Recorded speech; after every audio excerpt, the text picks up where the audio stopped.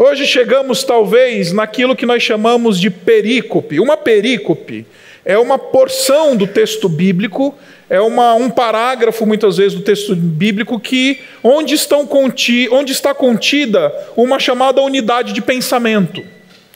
E hoje nós vamos falar talvez daquela que é a perícope mais importante do capítulo 1 de Filipenses, que é esse texto que a gente acabou de ler. Para a gente entender essa perícope, essa porção do texto que nós lemos e vamos meditar hoje, a gente precisa fazer uma recapitulação aqui. Nós estamos falando de alegria, não como uma mera reação a eventos positivos que acontecem na nossa vida. Eu estou tentando propor para você durante toda essa série de que a alegria, ela é uma obra do Espírito de Deus na vida do crente. É um fruto do Espírito trabalhado na vida do crente e que por isso independe de circunstância. Por isso independe dos eventos que acontecem ao nosso redor. E nós vimos, desde o início, no início desse mês, nós vimos então que essa alegria ela possui elementos e ela é uma alegria que ela é produzida e ela é uma alegria que ela acontece apesar de tribulações, apesar dos eventos que estamos sujeitos na vida. O versículo 12 ele é bem interessante, porque ele diz assim: quero que saibam, irmãos, que aquilo que me aconteceu tem, ao contrário, servido para o progresso do Evangelho. Então o apóstolo Paulo está dizendo, aquilo que me aconteceu de ruim, essa cadeia, essa prisão que eu estou recebendo, ela na verdade foi usada por Deus, está debaixo do plano e da soberania do Senhor, e Deus está usando isso para que o Evangelho seja proclamado. E por isso ele se alegra. É possível se alegrar no meio da adversidade e da tribulação, quando a gente descobre que as tribulações que a gente passa, elas estão debaixo do escopo da soberania do Senhor.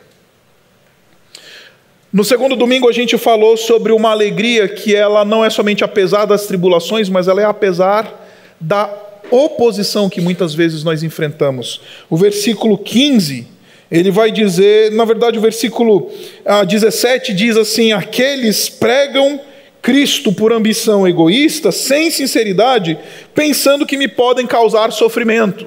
E a gente descobriu que é possível que a gente encontre nessa vida gente que vai causar sofrimento na gente, que tem não somente o desejo, mas a capacidade de fazer isso. E o apóstolo Paulo está dizendo, o que importa é sobre Jesus. Dá para ser feliz ainda que nós estejamos enfrentando oposição, ainda que nós estejamos enfrentando atrito, guerra, conflito, porque é exatamente isso que o apóstolo Paulo estava enfrentando.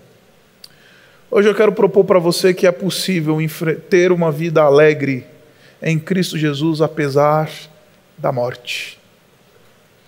É possível, pela obra do Espírito Santo, não temer sequer a morte.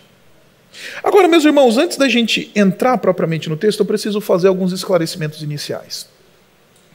De maneira geral, os evangélicos eles têm uma percepção imatura da morte. Os evangélicos eles têm uma percepção que não é a percepção bíblica da morte. A gente vê morte como escape. A gente olha para a morte como algo que é um escape ou algo que às vezes é até bom. Ai, fulano morreu. E a gente acha, ainda tem a capacidade de falar esse tipo de coisa, às vezes com traços de que foi algo bom. Meus irmãos, em lugar nenhum a Escritura vai tratar a morte como algo bom. Em lugar nenhum a Escritura vai tratar a morte como uma coisa boa. Morte é maldição e inimiga. Morte não é o plano de Deus, é a evidência de que o pecado reina. Um cemitério é a prova de que o pecado está atuando. Porque o salário do pecado é a morte. E a gente acha e fala da morte de um jeito romântico. A gente não se indigna mais com a morte, a gente não fica mais revoltado quando alguém morre.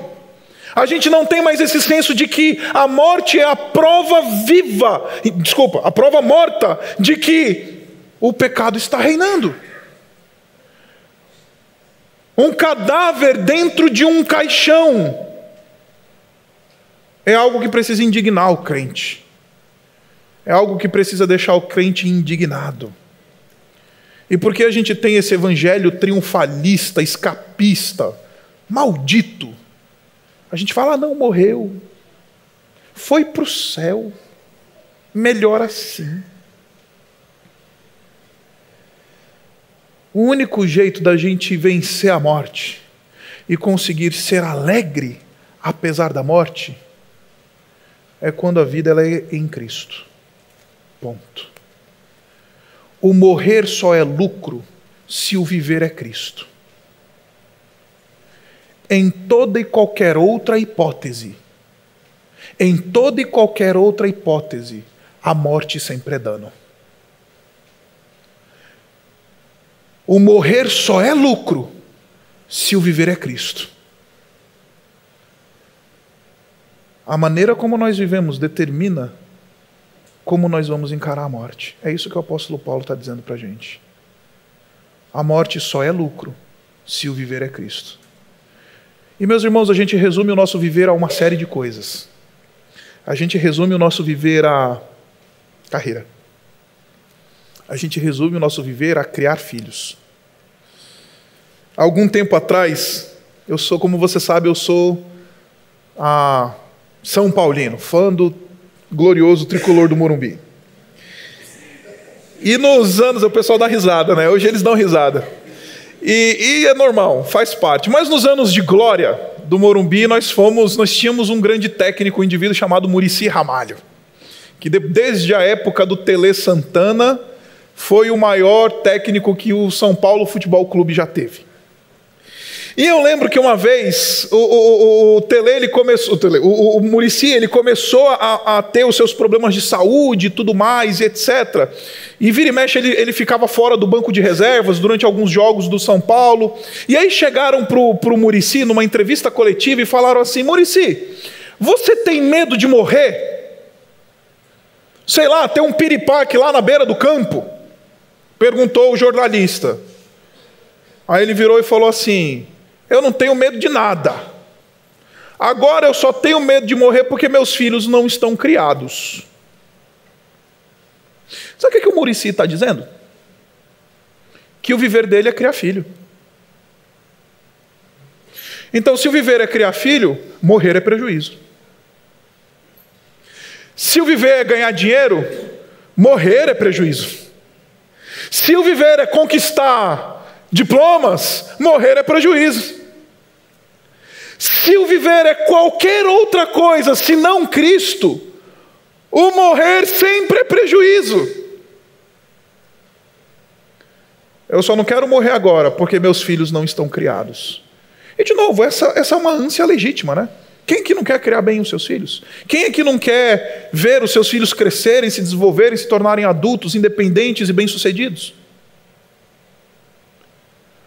O problema é que isso não pode resumir a vida. Porque se isso é a vida, a morte sempre será prejuízo. Porque a morte só é lucro se o viver é Cristo. E o apóstolo Paulo, nesse texto, ele demonstra um sentimento que é absolutamente incompreensível. Absolutamente incompreensível. Se você lê esse texto com os olhos cruz da fé, você vai falar: é impossível alguém ser como o apóstolo Paulo, que dá risada na cara da morte. Alguém que fala: eu não tenho medo da morte, eu não estou nem um pouco preocupado com a morte não me afeta em absolutamente nada. E durante essa semana eu fiquei perguntando: como é que alguém consegue chegar nesse ponto? Como é que alguém consegue ter uma fé tão grande, tão inabalável, a ponto de dizer: sequer a morte me afeta. Sequer a morte, ela não afeta o meu viver. E, meus irmãos, por que nós vivemos sob a sina da morte? Por que nós vivemos no vale da sombra da morte? Isso afeta profundamente a nossa vida. Por exemplo, existe uma filosofia muito comum entre nós, inclusive até entre os crentes, que diz assim: carpe diem. Aproveita a vida, curte o dia. E sabe por que essa filosofia ela faz sentido? Porque ela diz: a vida é curta. Você vai morrer. Por que você vai morrer? Porque você vai ficar velho, a vida vai passar rapidinho? Curte a vida. Aproveita o dia. Faz dele uma realização e um ambiente de prazer. Exatamente porque nós vivemos sob a sina da morte. A morte afeta mais o nosso jeito de viver do que a gente imagina. Porque vivemos sob a sina da morte e temos essa única certeza na nossa vida de que nós somos indivíduos que vão passar pela morte, a gente tem pelo menos duas abordagens em relação à vida. A primeira: curte a vida. Curte a vida. Aproveita, porque vai passar voando. A segunda abordagem é desvalorizar. Enquanto um hipervaloriza a vida e diz: curte a vida, aproveita os prazeres, o outro diz assim: a vida não vale a pena. Porque a gente vai morrer. O jovem adolescente diz: de que adianta estudar se o futuro é a morte? Você manda o adolescente para a escola, ele fala: papai, não vou estudar. Por quê? Porque eu vou morrer. Então você tem aquele que hipervaloriza a vida e fala: porque eu vou morrer? Vou meter o pé na jaca, a vida tem que ser um carnaval. E o outro que diz: porque eu vou morrer? A vida não vale a pena ser vivida. Porque no final das contas a gente vai parar todo mundo numa cova. O apóstolo Paulo, ele tem essa receita de não permitir que a morte afete o seu estilo de vida. Ele não está absolutamente preocupado com a morte. Ele diz assim, no versículo 21, porque para mim o viver é Cristo e o morrer é lucro, e caso eu continue no corpo, terei fruto do meu trabalho. E já nem sei o que escolher, estou pressionado dos dois lados. Eu preferiria até estar lá com Cristo, morrer para ir ver Jesus. Mas por amor a vocês, eu vou ficar por aqui ainda um pouquinho. Em outras palavras, morrer, não morrer, estar aqui ou não estar, isso não me afeta. Isso não me faz mudar. Aí a pergunta que se levanta é essa que eu coloquei. Como é que a gente chega num exercício de espiritualidade, num exercício de fé, a tal ponto que a morte não tem mais efeito sobre a nossa vida? Eu encontrei nesse texto 5 razões que o apóstolo Paulo dá. Espero que você consiga me acompanhar. A primeira razão pela qual o apóstolo Paulo ele é absolutamente indiferente à morte e diz: quer no corpo, quer fora do corpo, quer eu morra, quer eu não morra. A primeira razão é que Paulo ele confia absolutamente nos preceitos de Deus. Ele não se permite ser influenciado pela morte e não teme a cova, porque ele crê absolutamente nos preceitos e na palavra de Deus. Olha comigo no versículo 19, ele diz assim: pois eu sei que o que me aconteceu resultará em minha libertação. Essa frase ela pode parecer um tanto solta nesse texto, mas na verdade o apóstolo Paulo ele está fazendo uma citação direta de um texto de Jó. Jó, no capítulo 13, no versículo 16, ele cita exatamente isto que o apóstolo Paulo está dizendo. Inclusive, se você um dia tivesse a oportunidade de olhar aquilo que a gente chama de Septuaginta, ou seja, a tradução grega do Antigo Testamento, você encontra exatamente estas mesmas palavras lá em Jó. Essas mesmas palavras que o apóstolo Paulo está usando aqui, ele empresta da versão grega do Antigo Testamento que está lá em Jó, no capítulo 13, versículo 16. Em outras palavras, o que o apóstolo Paulo está dizendo é assim: olha, eu estou me identificando com Jó, um justo que sofre, mas ainda que sofra, ele sabe que vai experimentar libertação.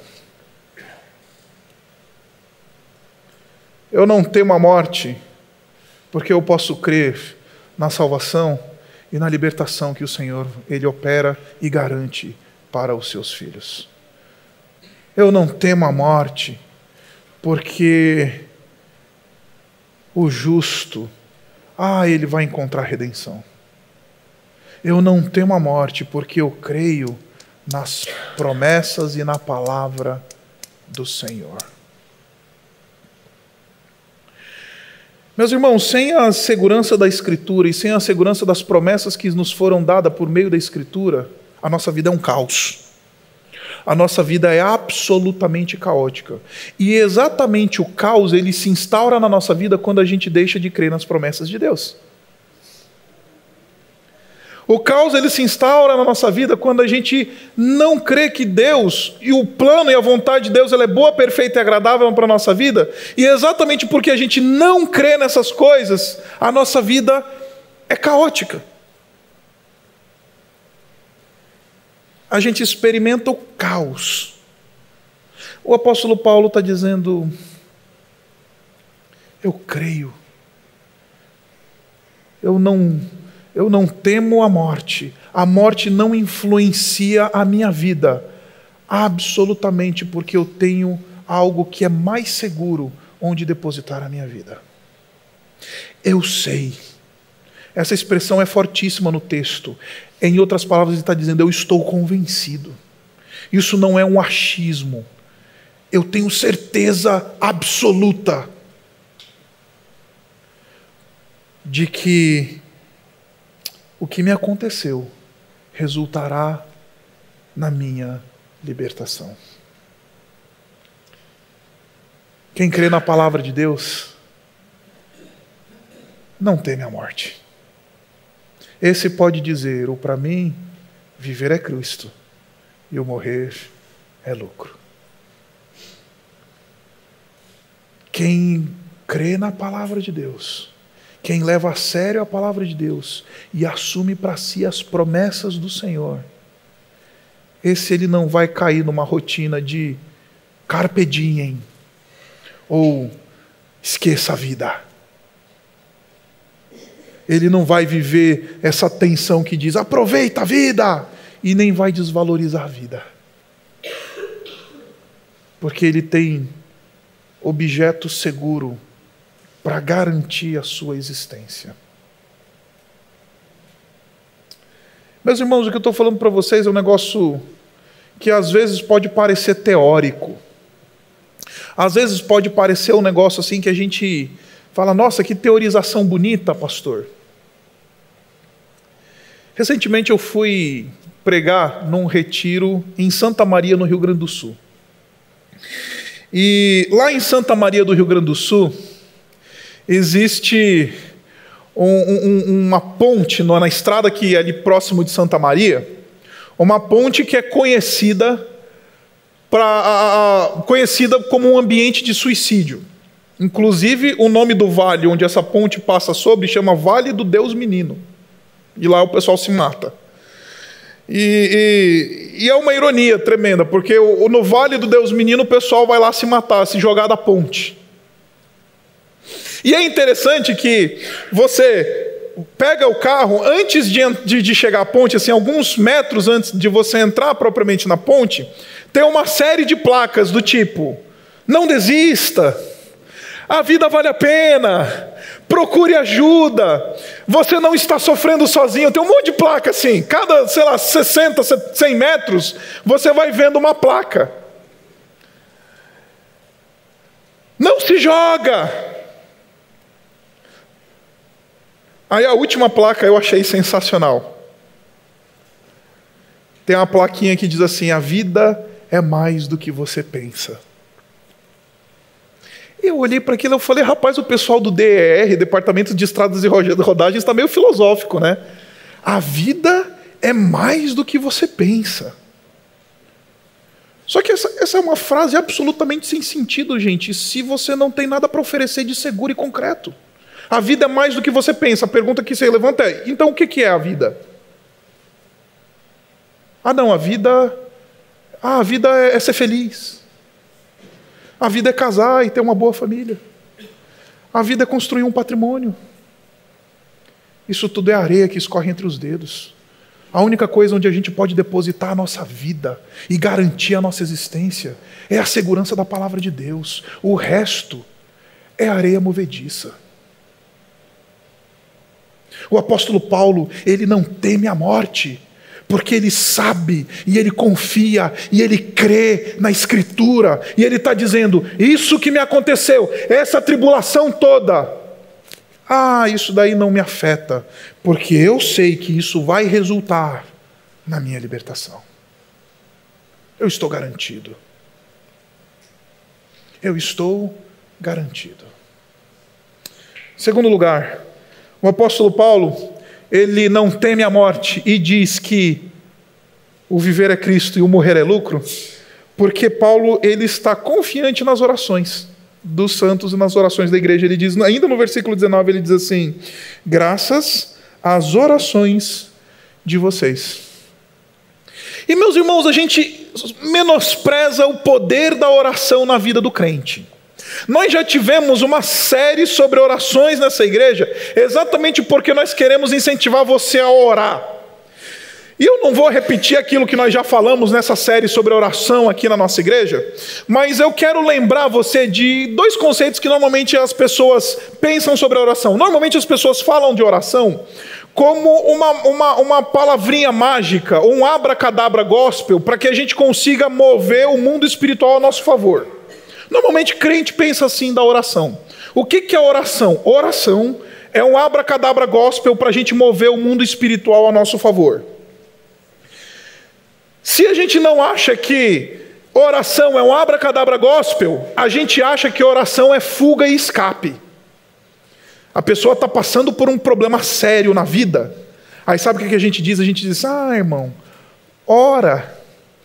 É o mesmo jeito que diz, a mesma coisa que dizer, abstrai. E a gente usa a oração como meio de escape. O interessante é que a oração não é nem abracadabra gospel e nem escapismo.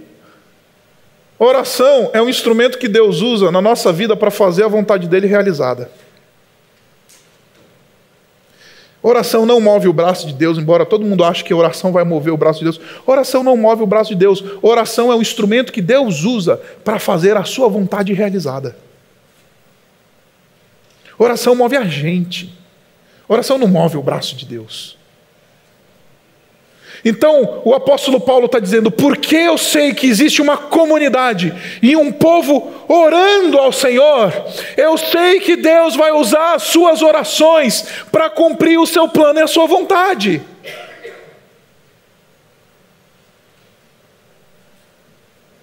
Porque esse é o indivíduo que descansa e entendeu que oração é um negócio sério. Oração é um negócio importante. É por isso que nós temos a Escritura nos dizendo que muito pode em sua eficácia a oração do justo. Porque Deus usa e Deus quer usar a minha e a sua oração. Posso fazer uma pergunta honesta?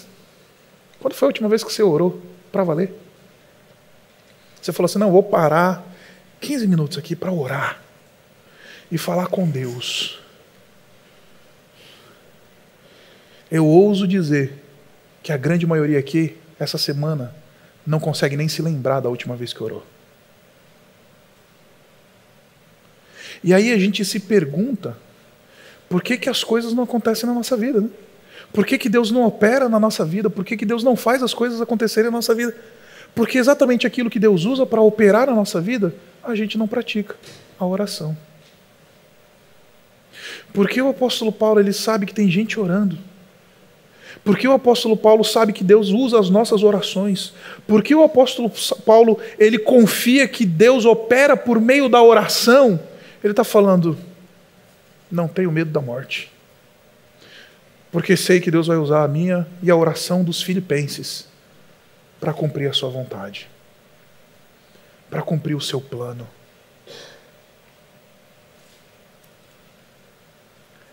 Para fazer acontecer a coisa. E você já percebeu que quanto mais a gente acha que a gente pode fazer as coisas acontecerem, menos a gente ora? Quanto mais a gente depende dos recursos que nós desfrutamos, menos a gente ora. A gente se lembra de orar, sabe quando? Quando essas muletas na nossa vida, onde a gente se apoia, Deus tira da nossa vida. Aí a gente lembra de orar, quando a gente chega na condição da vulnerabilidade. Você já percebeu como fica crente aquele rapaz, aquele jovem, aquela jovem que acaba de tomar um pé na bunda e termina um namoro, um relacionamento? Rapaz, é impressionante isso. Durante o relacionamento eles não oram para saber a vontade de Deus. Aí dá tudo errado, aí pronto, aí o cara termina o relacionamento, pronto, vira o crente o máximo. Ora, crentão, fervoroso. Na hora do desemprego, não, pastor, Deus ele há de abençoar. Fui demitido, mas a minha vitória virá. Agora que você se lembra de orar, irmão? Por que você não orou enquanto você estava empregado? Quando a crise bate, né? A gente lembra de orar. Aí a gente usa a oração como se fosse ansiolítico espiritual. Sabe o que é o ansiolítico? É a aguinha com açúcar. Aquela aguinha com açúcar que a gente toma só para acalmar. A mulher está tendo um piripaque, aí a gente fala, corre, pega uma água com açúcar lá para ela acalmar. A gente usa a oração como ansiolítico espiritual. Só para acalmar no meio da crise. E não entendeu que oração é o meio através do qual Deus faz a sua vontade realizada na história. Então por que o apóstolo Paulo crê na oração? Ele fala, eu não preciso temer a morte. Porque eu sei que tem um povo orando por mim. Porque eu sei que Deus vai usar essas orações para fazer a sua vontade realizada. Terceiro lugar, Paulo está certo da provisão do Espírito. Versículo 19 ainda. Ele diz assim, de fato continuarei a alegrar-me, pois sei que o que me aconteceu resultará em minha libertação. Eu confio na palavra de Deus, graças às orações de vocês. E em terceiro lugar, e ao auxílio do Espírito de Jesus Cristo. O apóstolo Paulo, ele conta com a provisão do Espírito Santo. E falar do Espírito Santo na igreja evangélica hoje, especialmente igreja reformada igual a nossa, né? E vai parecer pentecostal. Vai parecer coisa de gente que não é reformado. Evangélico tradicional morre de medo de falar do Espírito Santo por causa disso, que tem medo de ser confundido com pentecostal. Meus irmãos, não crer na provisão do Espírito Santo, não crer que o Espírito Santo de fato opera, não crer que o Espírito Santo provê, não crer que o Espírito Santo está em ação, é entrar numa espiral descendente na vida que faz a gente duvidar do poder de Deus. Deixa eu contar uma história para vocês. Quando eu era seminarista, essas coisas acontecem só quando a gente é seminarista. Eu era estagiário numa igreja em Mauá, lá no Jardim Zaira, em Mauá, lá onde o pessoal hoje fala, nossa, pastor Isaac está bem, você não sabe onde eu já passei, meu irmão. E aí, era estagiário no Jardim Zaira, em Mauá. E uma das minhas tarefas era absolutamente visitar os jovens da igreja que estavam meio desviados, meio afastados, e a turma morava lá no morro. E aí o pastor me dava o dinheiro do busão da ida e o busão da volta, e falou, olha, tem essa lista aqui de jovens para você visitar, está aqui os endereços. E toma o Isaac para subir morro, para subir a famosa escadaria do Zairão. O pessoal que sabe do que eu estou falando, sabe o que eu estou falando. E aí eu subi morro. Até que eu entrei num beco, que era literalmente uma biqueira. E perdido. Entrei lá num beco. Aí nessa hora você lembra de Deus, né? Porque você vê um menino de 15 anos de idade com um fuzil na mão, e ele vira para mim e fala, ele virou para mim e falou assim, ô grandão, você quer um pó? Aí eu falei, eita, eu entrei no lugar errado. Falei, não, obrigado, sou da igreja. E fui andando fui andando pelo beco. E enquanto ia andando, ia orando. Não falei que a gente só lembra de orar quando a coisa aperta, quando vê o fuzil na mão do garoto? E fui orando, falando: Senhor, o Senhor promete que se eu passar pelo vale da sombra da morte, não temerei mal nenhum, porque Tu estás comigo. E fui andando o beco. No meio do beco, chegou um rapaz e virou para mim: você é da igreja? Ou seja, o rapaz que estava lá já passou o rádio e falou: está passando um rapaz da igreja aí. Entrou um rapaz, do movimento lá: você é da igreja? Sou, sim, senhor. Você se incomoda de fazer uma oração aqui no meu barraco? Falei: não, senhor. Tá bom.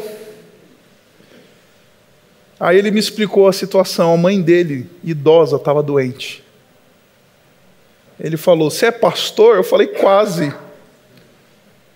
Ele falou: então vem aqui orar pela minha mãe, senhor. Eu falei: vou. Entrei naquele barraco. Tremia igual vara verde. E orei. Falei: Senhor, tem misericórdia dessa mulher. E tem misericórdia desse ambiente, dessa família. Derrama graça. E falei um negócio que evangélico não está muito tradicional, não está muito acostumado a falar.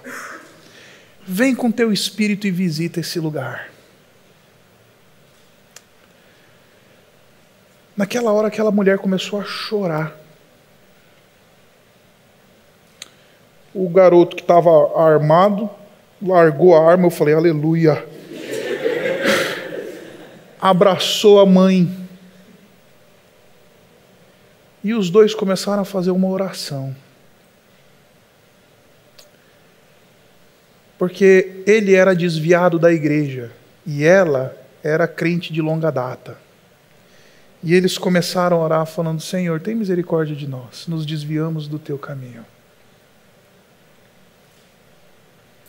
Eu abracei aquele rapaz, abracei aquela senhora, saí de lá falando: como a gente duvida do poder do Espírito Santo? Como a gente duvida do poder do Espírito que opera? Como a gente duvida de que Deus ele está em ação no meio do seu povo, agindo por meio do seu Espírito, fazendo coisas que a gente sequer imagina? Como a gente não crê nessas coisas?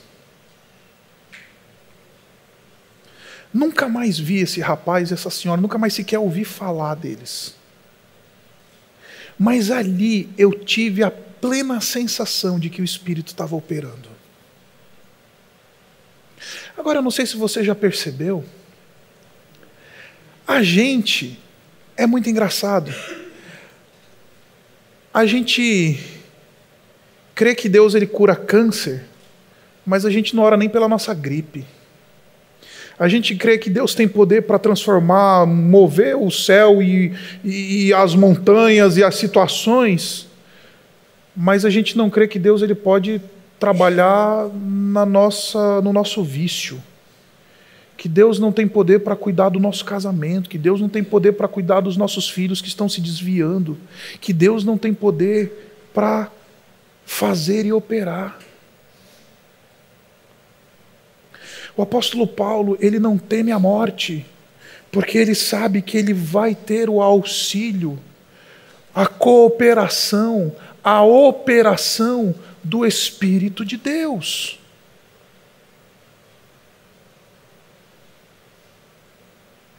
E a gente não crê mais nessas coisas, meus irmãos. A gente não mais leva a sério o fato de que nós temos um Deus que está operando na história, por meio do seu Espírito. E a gente acha que o Espírito Santo é só o micro-ondas da igreja para esquentar o clima na hora do louvor. Porque não mais cremos que Deus pode fazer o impossível.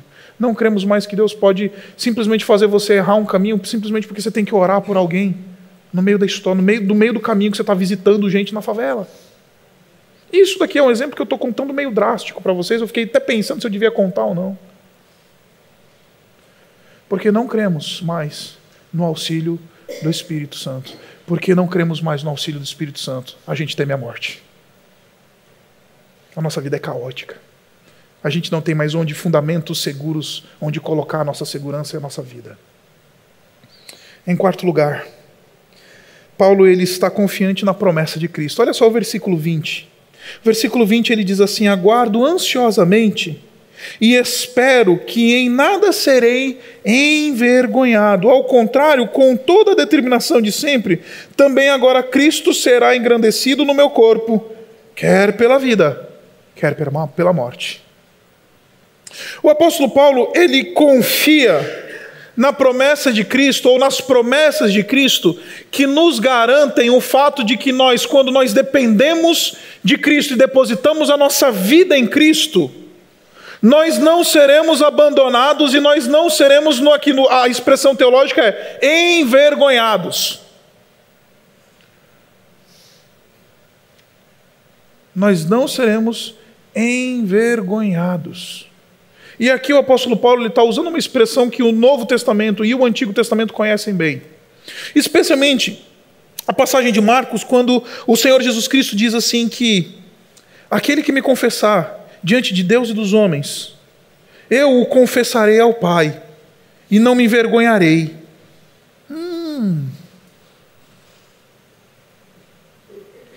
Não ser envergonhado na teologia não é ser motivo de chacota. Não ser envergonhado é aquele indivíduo que ele vai depositar a sua esperança e não vai ser decepcionado. É aquele indivíduo que não vai experimentar decepção com Deus. Isso é não ser envergonhado. O apóstolo Paulo, eu posso ficar tranquilo que Deus não vai me decepcionar. Tua mulher vai te decepcionar. Teu filho vai te decepcionar. Tua família vai te decepcionar. Os líderes na igreja vão te decepcionar. Agora, tua vida está em Cristo? Eu não serei envergonhado. Não serei desapontado. Não vou ficar na mão. É isso que o apóstolo Paulo está dizendo. E em último lugar, chegamos no texto. Por quê? Por causa dessas todas essas coisas que ele acabou de falar. Porque para mim o viver é Cristo e o morrer é lucro. Como eu disse para você, o viver em Cristo faz com que a morte seja um lucro. Caso contrário, qualquer coisa faz com que a morte seja prejuízo. Se o viver não é Cristo, o morrer sempre é prejuízo. E o apóstolo Paulo ele está dizendo isso, de novo, num contexto em que os filipenses eles tinham toda e absoluta razão para confiar em qualquer coisa. E é interessante que ele faz uma definição assim: viver é Cristo. Ele define viver como Cristo.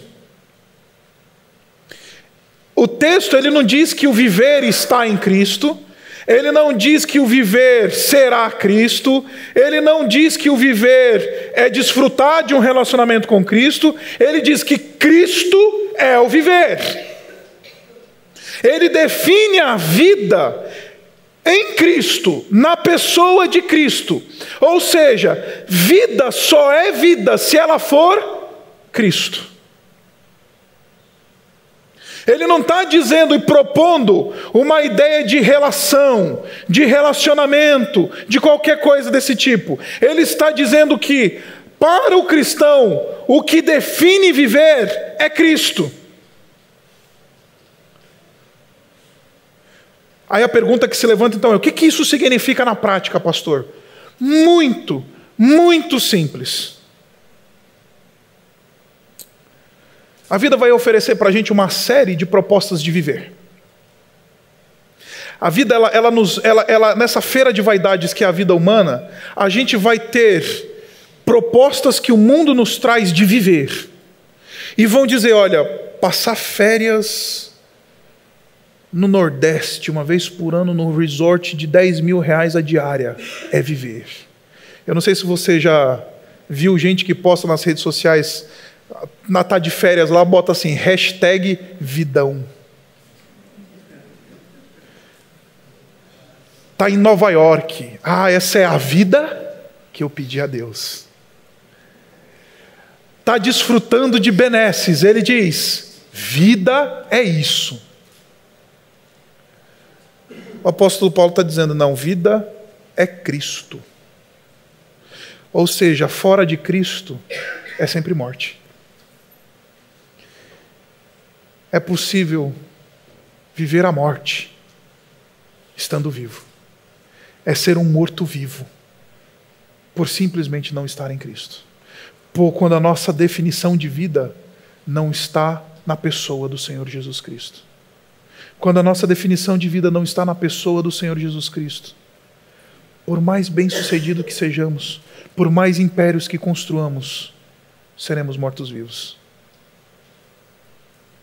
Indivíduos que não vão conseguir encontrar uma vida que preenche e é substancial. Por isso que o apóstolo Paulo pode dizer, para mim, o viver é Cristo, e o morrer é lucro. Não tema a morte, porque eu creio nas promessas do Senhor. Não tema a morte, porque eu sei que Deus ele usa as orações para fazer a sua vontade. Não tema a morte, porque Paulo ele está certo da provisão de Deus e da ação do Espírito Santo. E eu não temo a morte, porque a minha vida, ela é Cristo. Você se diz cristão? Você afirma ser um cristão? Queridos, na mais absoluta e na mais básica definição de cristão é isso. Já não sou eu quem vivo, mas Cristo vive em mim. Isso é ser cristão. Porque quem morreu para si, para essa feira de vaidades que esse mundo propõe de vidas, esse indivíduo diz, eu não vou temer a morte. Morrer é lucro. Abaixe sua cabeça.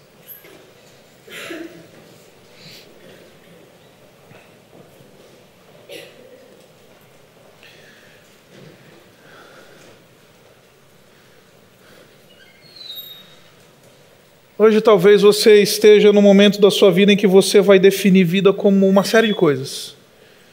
Viver é... E você diz o que é. Viver é a formação. Viver são meus filhos, a minha família. Viver é o meu entretenimento. Viver são as minhas finanças. Fulano é minha vida. Viver é isso e aquilo. Meu querido irmão, minha querida irmã, eu vim dizer para você que se qualquer coisa for e resumir a sua vida, a morte sempre será um prejuízo para você. Sempre será dano. Mas eu vim convidar você essa manhã a fazer uma oração muito simples. Falar, Senhor, faz Cristo a minha vida.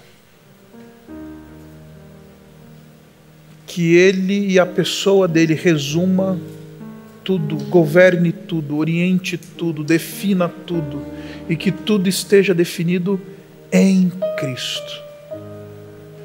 Porque eu quero viver essa vida de que posso confiar nas promessas da palavra de Deus.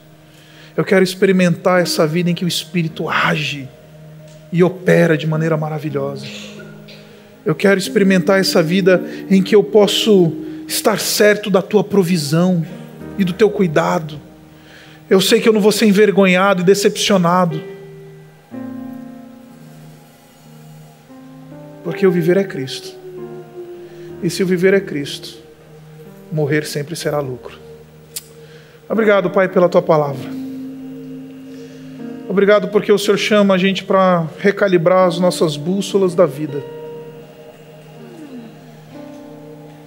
E Pai, hoje em dia a gente troca a vida por qualquer coisa.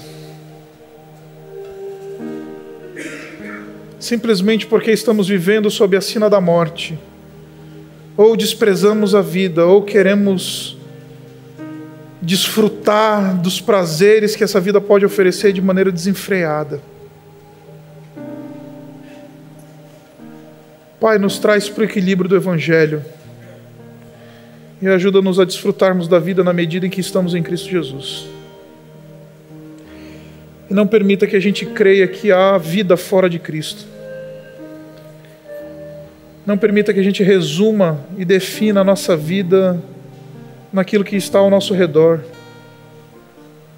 Mas ajuda-nos a ter Cristo como nossa referência de vida. E que Ele seja a definição da nossa existência. Que Ele seja o nosso viver. E que a gente coloque no altar pretensões humanas, egos humanos, planos de vidas que não são os teus. E que a gente possa desfrutar da tua graça e da tua bondade. Nós oramos pedindo assim no nome do Senhor Jesus. Amém.